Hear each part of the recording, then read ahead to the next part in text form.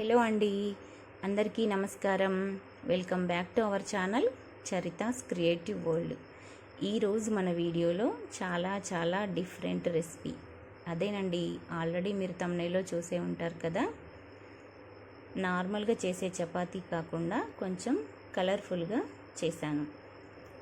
అది beetroot, carrot, పాలకూరతో juice తీసి చేశాను.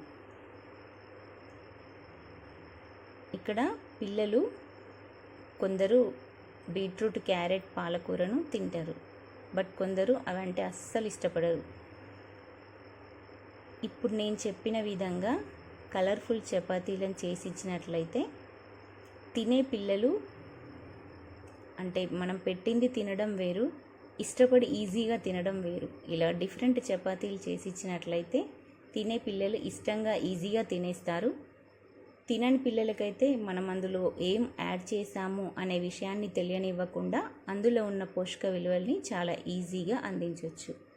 బట్ అమ్మలకి చేసేటప్పుడు కొంచెం కష్టమవుతుంది, తప్పదుగా. పిల్లలకి పోషక విలువలను అందించాలి అంటే ఇక్కడ నేను ఒక 5-6 క్యారెట్లను తీసుకున్నాను, ఒక బీట్రూట్ని పీల్ చేసి పెట్టుకున్నాను, కొద్దిగా పాలకూర కూడా తీసి క్లీన్ చేసి పెట్టాను. ఇప్పుడు వాటన్నింటినీ చిన్న చిన్న ముక్కలుగా కట్ చేసి పెట్టుకున్నాను.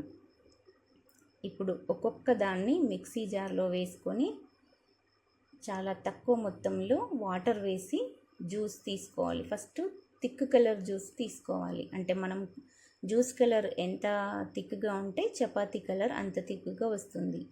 మీకు నచ్చిన కలర్ని బట్టి వాటర్ని యాడ్ చేసి జ్యూస్ని ప్రిపేర్ చేయండి.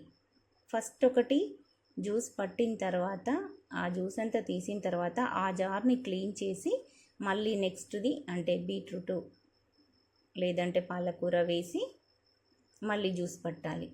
అందులోనే వేయొద్దు, కలర్స్ మిక్స్ అయిపోతాయి. ఒకటి పట్టిన తర్వాత జార్ని క్లీన్ చేయాలి. ఇలా మిక్సీ పట్టిన దాన్ని ఒక జాలీలో వేసి అందులో ఉన్న జ్యూస్ని తీసుకోవాలి. ఇంకా మిగిలిపోయిన పిప్పిని మనం చపాతీ పిండిలో వేసి చపాతీలు చేసుకోవచ్చు, లేదు అనుకుంటే వదిలేయచ్చు.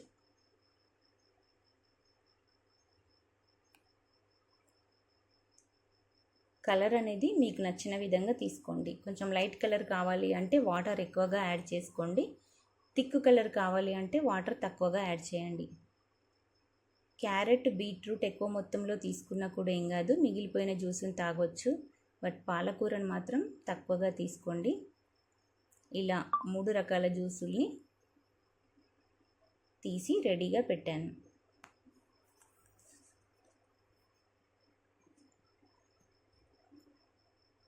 ఇప్పుడు ఒక బౌల్ తీసుకొని ఒక మీడియం సైజ్ గిన్నెతో గోధుమ పిండిని వేసుకుంటున్నాను.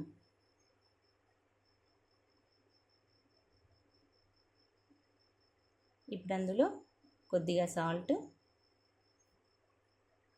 కొద్దిగా ఆయిల్ని కూడా వేసి ఆ ఆయిల్ అంతా పిండికి పట్టే విధంగా ముందుగా బాగా కలపాలి. ఈ ప్రాసెస్ అంతా సేమ్ మనం చపాతీలు చేసినట్టుగానే, కాకపోతే చపాతీలు చేసేటప్పుడు నార్మల్ వాటర్ యూస్ చేస్తాం.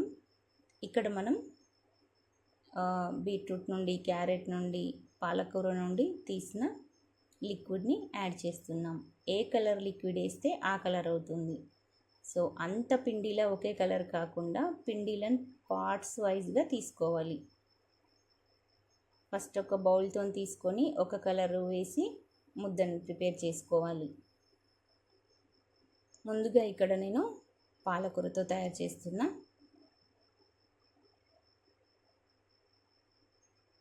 కొద్దిగా వేసుకొని చూసుకుంటూ పిండి ముద్దను ప్రిపేర్ చేసుకోవాలి.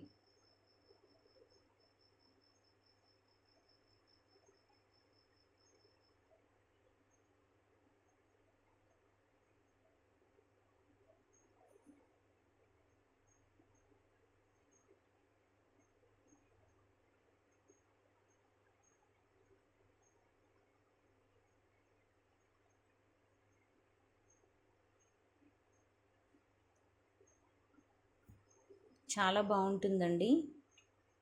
తప్పకుండా నేను చెప్పిన విధంగా ట్రై చేయండి. ఇలా కలర్ఫుల్గానే కాకుండా ఒక్కో చపాతీని ఒక్కో కలర్లో కూడా తయారు చేసుకోవచ్చు. కాకపోతే ఇలా కలర్ఫుల్గా చేస్తే పిల్లలు చాలా బాగా అట్రాక్ట్ అయ్యి ఈజీగా తినేస్తారు. ఇలా స్మూత్ ఒక మెత్తని మృదువైన ముద్దలాగా తయారు చేసుకోవాలి. అలాగే మళ్ళీ ఇంకో బౌల్ పిండిని వేసి అందులో ఒకటి క్యారెట్తోని, ఒకటి బీట్రూట్తోని, ఒకటి నార్మల్ కలర్తోని తయారు చేసి ముద్దలుగా తయారు చేసి పెట్టుకోవాలి. ఇక్కడ చూసారా, నేను 4 కలర్లు కలిపి రెడీగా పెట్టుకున్నాను.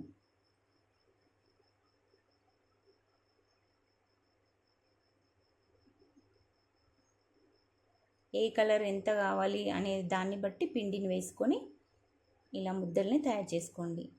ఇప్పుడు మూత పెట్టేసి ఒక 5 to 10 minutes వరకు నానబెట్టాలి. తర్వాత మూత తీసి ఇప్పుడు ఒక్కొక్క దాన్ని మళ్ళీ మెదుపుకొని మనకు నచ్చిన షేప్స్లలో చపాతీలను తయారు చేసుకోవచ్చు. ఇక్కడ నేను 4 కలర్స్తో చేస్తున్నాను కాబట్టి ఫస్ట్ చిన్నది, సెకండ్ దానికన్నా ఇంకొంచెం పెద్దగా ఉండాలి, తర్వాత ఇంకొంచెం పెద్దగా, తర్వాత ఇంకొంచెం పెద్దగా, అలా ఒక్కొక్కటి కొంచెం పెరుగుతూ ఉండాలి. ఓవరాల్గా అన్నీ కలిపితే మళ్ళీ చపాతీ ముద్దకి ఎంత తీసుకుంటామో అంతే ఉండాలి.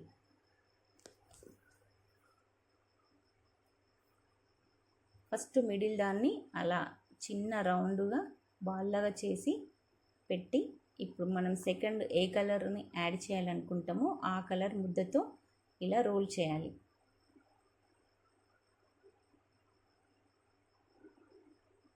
రోల్ చేసి దాని చుట్టూ సైజుని చెక్ చేసుకోవాలి.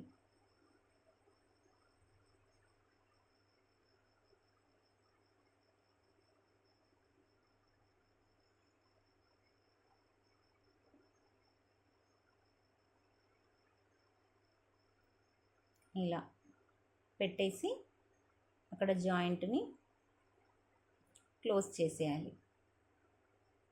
ఇప్పుడు నెక్స్ట్ మళ్ళీ మనం ఏం కలర్ పెట్టుకోవాలనుకుంటే ఆ కలర్ని సేమ్ అలానే రోల్ చేసి మళ్ళీ దాని చుట్టూ పెట్టుకోవాలి. ఇక్కడ నేను వైట్ని పెడుతున్నాను.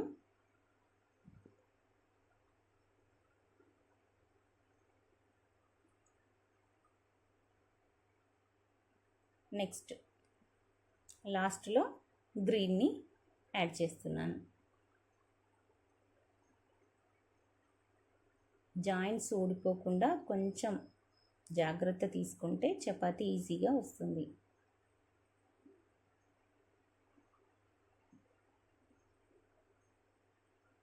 ఇప్పుడు దీన్ని అరచేతిలోకి తీసుకొని ఆ జాయింట్స్ అన్నీ ఊడిపోకుండా రౌండ్స్ కరెక్ట్ వచ్చే విధంగా మధ్యలో గ్యాప్స్ ఏమైనా ఉంటే ఫిల్ అయ్యేలాగా ఇలా 2 అరచేతులతో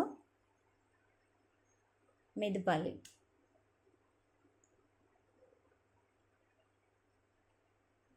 అలా చేసిన తర్వాత ఇంకా మనం చపాతీ ఎలా చేస్తామో పిండిని వేసి సేమ్ అదే ప్రాసెస్లో చపాతీని స్ప్రెడ్ చేసుకోవాలి.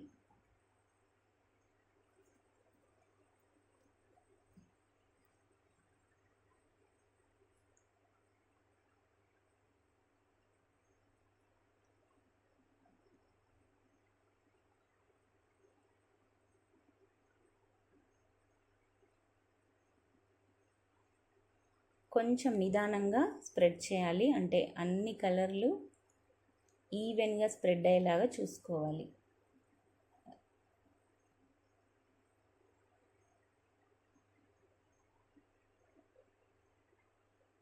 టేస్ట్ కూడా చాలా బాగుంటుందండి.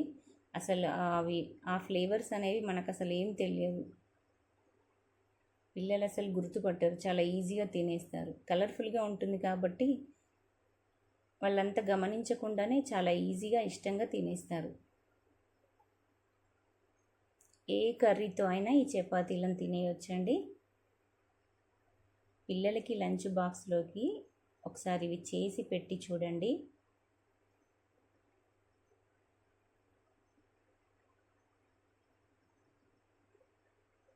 ఇక్కడ నేను ఈ ఒక్క చపాతీని మాత్రమే పూర్తిగా చేసి చూపించానండి, ఎందుకంటే వీడియో చాలా లెంతీగా అయిపోతుందనేసి మిగతావన్నీ చూపించలేదు చేయడం. ఇంకా మీరు నచ్చిన విధంగా నచ్చిన షేప్లలో మీకు నచ్చిన కలర్స్ని పెట్టుకొని చపాతీలను డిఫరెంట్గా చేసుకోవచ్చు. తర్వాత ఒక ప్యాన్ పెట్టుకొని సేమ్ మనం నార్మల్ చపాతీని ఎలా కాల్చుకుంటామో అలానే ముందుకి వెనక్కి ఒక్కసారి ఫ్లిప్ చేసి తర్వాత ఆయిల్ని కానీ లేదంటే నెయ్యిని కానీ యాడ్ చేసి కాల్చుకోవాలి. నెయ్యిని వేసి కాల్చివ్వండి, చాలా టేస్టీగా ఉంటుంది ఈ చపాతీ.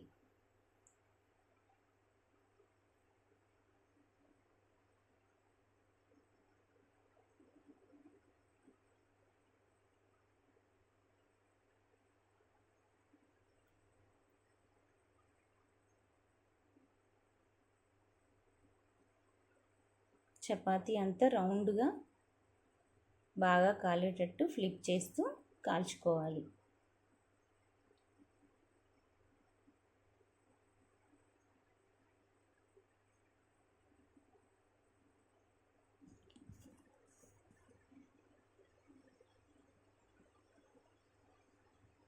అంతేనండి, కలర్ఫుల్ రెయిన్బో చపాతీస్ రెడీ.